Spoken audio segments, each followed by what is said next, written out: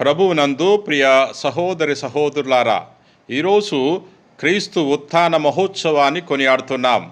నేటి సువిశేషము మత్తయి సువార్త 28వ అధ్యాయము 1వ వచనము నుండి 10వ వచనం వరకు. విశ్రాంతి దినము గడిచిన పిదప ఆదివారము ప్రాతకాలమున మగ్దల మరియమ్మయు వేరొక మరియమ్మయు సమాధిని చూడవచ్చిరి. అదిగో, అప్పుడు పెద్ద భూకంపము కలిగెను. ఇలయన పరలోకము నుండి దేవదూత దిగివచ్చి ఆ రాతిని దొర్లించి దానిపై కూర్చుండెను. అతని రూపము మెరుపు వలెను, వస్త్రము మంచు వలెను తెల్లగా ఉండెను. కావలివారు భయపడి మరణించిన వారి వలె పడిపోయిరి. కానీ దేవదూత ఆ స్త్రీలతో, భయపడకుడు, మీరు సిలువ వేయబడిన యేసును వెతుకుచున్నారు అని నేను ఎరుగుదును. ఆయన ఇక్కడ లేడు, తాను చెప్పినట్లు సమాధి నుండి లేచెను. ఆయనను ఉంచిన స్థలములను చూడుడు. మీరు తక్షణమే వెళ్ళి ఆయన మృతుల్లో నుండి లేచెనని శిష్యులకు తెలుపుడు. ఇదిగో, మీకంటే ముందు యేసు గలిలయకు వెళ్ళుచున్నాడు. అచట మీరు ఆయనను దర్శింతురు. అదియే నేను మీతో చెప్పినది అనెను. అప్పుడు వారు భయానందములతో వారి శిష్యులకు ఈ సమాచారము తెలుపుటకై సమాధి యొద్ద నుండి పరిగెత్తుచుండా యేసు వారిని సమీపించి, మీకు శుభము అని పలికెను. వారు ముందుకు వచ్చి ఆయన పాదములను పట్టుకొని ఆరాధించిరి. యేసు వారితో, భయపడవలదు, మీరు వెళ్ళి నా సోదరులతో గలిలయకు పోవలనని చెప్పుడు. అచట నన్ను చూడగలరు అని పలికెను. ఇది క్రీస్తు సువిశేషము. క్రీస్తువా, మీకు స్తుతి కలుగును గాక. యేసు ప్రభు మన కోసం మరణాన్ని జయించి సాతానును ఓడించి ఉత్థానుడయ్యాడు. ఆయన యొక్క ఆనందములో సంతోషములో మనము కూడా భాగస్థులవుతున్నాం. ఒక నాయకుని యొక్క సంతోషములో తన యొక్క అనుచరులు పాలు పంచుకుంటారు. అదే విధముగా సైన్యాధిపతి యొక్క విజయములో తన సైనికులు కూడా పాలు పంచుకుంటారు. గురువు యొక్క సంతోషములో విజయములో శిష్యులు కూడా పాలు పంచుకుంటారు. మన నాయకుడు, మన రాజు, మన మెస్సయ్య. ఆయన యొక్క అనుచరులుగా, ఆయన యొక్క శిష్యులుగా, ఆయన విశ్వసించే వారిగా మనందరం కూడా ప్రభు యొక్క ఉత్థానములో భాగస్థులవుతున్నాం. ప్రభు యొక్క విజయములో మనందరం కూడా భాగస్థులవుతున్నాం. ప్రియ సహోదరి సహోదరా, యేసు ప్రభు చెప్పాడు, నేనే పునరుత్థానమును జీవమును. నన్ను విశ్వసించువాడు మరణించును, జీవించును. జీవముండగా నన్ను విశ్వసించువాడు ఎన్నటికి మరణాన్ని చవిచూడడు అని ప్రభు చెప్పి ఉన్నాడు. కాబట్టి ఎవరైతే ప్రభుని విశ్వసిస్తారో అటువంటి వారందరూ కూడా నిత్య జీవితాన్ని పొందుకుంటారు. యేసు ప్రభు యొక్క ఉత్థానము ద్వారా ప్రభు మనకు ఒక చక్కటి మార్గాన్ని చూపించాడు. ఎవరైతే ఈ భూలోకంలో ప్రభు వలె జీవిస్తారో, ప్రభుని ఆదర్శంగా తీసుకుని జీవిస్తారో, ప్రభు చేరిన ఈ పరలోక రాజ్యములో చేరగలరు అనే సందేశాన్ని ప్రభు మనకు దయచేస్తున్నాడు. ప్రభు మరణాన్ని జయించింది, పరలోకంలో ప్రవేశించింది దేవుడుగా కాదు, దేవుని కుమారుడుగా కాదు. ఆయన ఒక మనిషిగా, మనిషికున్న బలహీనతలన్నింటిని కూడా జయించి ప్రభు పరలోకంలో ప్రవేశించి ఉన్నాడు. తద్వారా మనందరికీ ప్రభు ఒక గొప్ప సందేశాన్ని ఇస్తాడు. ఎవరెవరైతే ప్రభు వలె జీవిస్తారో అటువంటి వారందరూ కూడా ఈ మానవ బలహీనతలను జయించి పరలోక రాజ్యములో చేరగలరు అనే సందేశాన్ని ప్రభు దయచేస్తున్నాడు.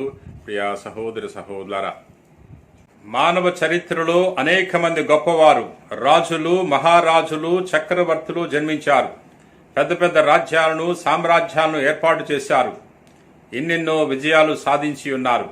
కానీ వారందరూ కూడా కాలగర్భములో కలిసిపోయారు. ఏ ఒక్కరు కూడా మరణించి ఉత్థానం కాలేదు. కానీ మానవ చరిత్రలో ఒకే ఒక వ్యక్తి మరణాన్ని జయించి ఉన్నాడు, ఉత్థానమయ్యాడు. ఆయనే యేసుక్రీస్తు ప్రభు, మన రక్షకుడు, రాజు, మెస్సయ్య. ప్రియ సహోదరి సహోదరులారా, యేసు ప్రభు ఉత్థానం కాకపోతే మన యొక్క విశ్వాసానికి అర్థం ఉండేది కాదు. బోధల ద్వారా తెలియచేసి ఉన్నాడు, అద్భుతాల ద్వారా తెలియచేసి ఉన్నాడు. ఇప్పుడు ఉత్థానము ద్వారా తాను దేవుని కుమారుడని, మెస్సయ్య అని మనకు తెలియచేసి ఉన్నాడు. తన ఉత్థానము ద్వారా మనకు ప్రభు ఒక గొప్ప సందేశాన్ని ఇస్తున్నాడు. ఎవరెవరైతే ప్రభుని ఆదర్శంగా తీసుకుని జీవిస్తారో వారందరూ కూడా ఉత్థానం అవుతారని, వారందరూ కూడా మోక్ష రాజ్యాన్ని పొందుకుంటారు అనే సందేశాన్ని ప్రభు మనకు తెలియజేస్తున్నాడు. ప్రభు ఈ లోకములో జీవించినప్పుడు తన శిష్యులకు తన మరణ ఉత్థానం గురించి తెలియజేసి ఉన్నాడు. మత్తయి సువార్త 17వ అధ్యాయం 22వ వచనంలో ప్రభు ఈ విధంగా తెలియజేస్తున్నాడు. మనిషి కుమారుడు శత్రువుల చేత బంధింపబడి మరణించి ఉత్థానమగుట అని ప్రభు తెలియజేసి ఉన్నాడు. అంతేకాకుండా యోహాను సువార్త 2వ అధ్యాయము 19వ వచనంలో ప్రభు ఈ విధంగా తెలియజేస్తున్నాడు. మీరు ఈ దేవాలయాన్ని కూల్చండి, 3 రోజుల్లో దీనిని తిరిగి నిర్మిస్తాను అని యూదులతో ప్రభు పలికి ఉన్నాడు. యెరూషలేము దేవాలయములో అనేక మంది ప్రజలు వ్యాపారం చేస్తున్నప్పుడు ప్రభు అది చూసి ఆగ్రహించి వారందరూ కూడా బయటికి పంపించి వేసి ఉన్నాడు. ఆ సమయంలో యూదులు ప్రభుని ప్రశ్నించి ఉన్నారు, నీవు ఏ అధికారముతో ఈ పనులు చేస్తున్నావు అన్నప్పుడు ప్రభు వారికి తెలియజేస్తున్నాడు, ఈ దేవాలయాన్ని కూల్చండి, నేను 3 రోజుల్లో తిరిగి నిర్మిస్తాను అని తెలియజేసి ఉన్నాడు. తన దేహమగు దేవాలయం గురించి ప్రభువు చెప్పి ఉన్నాడు. ప్రియా మిత్రులారా, తాను మరణించి 3వ దినమున ఉత్థానమయ్యాడు. తన ఉత్థానము ద్వారా మనకు రక్షణ వచ్చింది. తన యొక్క మరణ ఉత్థానం ద్వారా మన యొక్క పాపాలు పరిహరింపబడ్డాయి. తన మరణ ఉత్థానం ద్వారా మానవులు దేవునితో సఖ్యపరచబడ్డారు. ప్రియా సహోదరి సహోదరులారా, ఎవరెవరైతే ప్రభుని విశ్వసిస్తారో, ప్రభు ఉత్థానమయ్యాడు అని విశ్వసిస్తారో వారందరూ కూడా రక్షణ పొందుకుంటారు.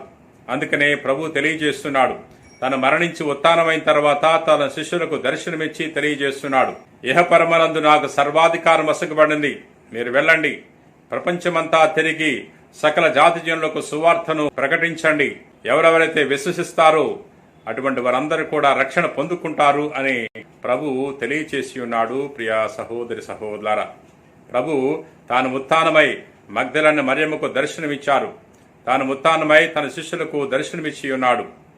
మరి ప్రభు మనకు కూడా ఈ ఉత్థాన పండుగ ద్వారా దర్శనమిస్తున్నాడు. తన వాక్యము ద్వారా దర్శనమిస్తున్నాడు. దివ్య సప్రసాదం ద్వారా ప్రభు మనకు దర్శనమిస్తున్నాడు.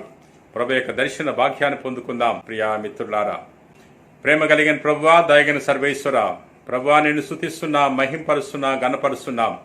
ఓ గొప్ప దేవుడా, ఈ రోజున మేమందరం కూడా క్రీస్తు పునరుత్థాన మహోత్సవాన్ని కొనియాడుతున్నాం. నీ కుమారుడు మా కొరకు ఈ లోకములో జన్మించి అనేక శ్రమలు అనుభవించి మరణించి ఉత్థానమయ్యాడు. నీ కుమారుని మా కోసం ఈ లోకానికి పంపినందుకు వేలాది వందనాలు. నీ కుమారుని ద్వారా మాకు రక్షణ ప్రసాదించినందుకు వేలాది వందనాలు. మేమందరము నీ కుమారుని యొక్క సత్య సువార్తను తెలుసుకుని నీ కుమారుని యొక్క అడుగుజాడల్లో జీవించే వాక్యాన్ని దయచేయమని మా నాథుడైన క్రీస్తు ద్వారా మనవి చేయుచున్నాం తండ్రి. ఆమెన్.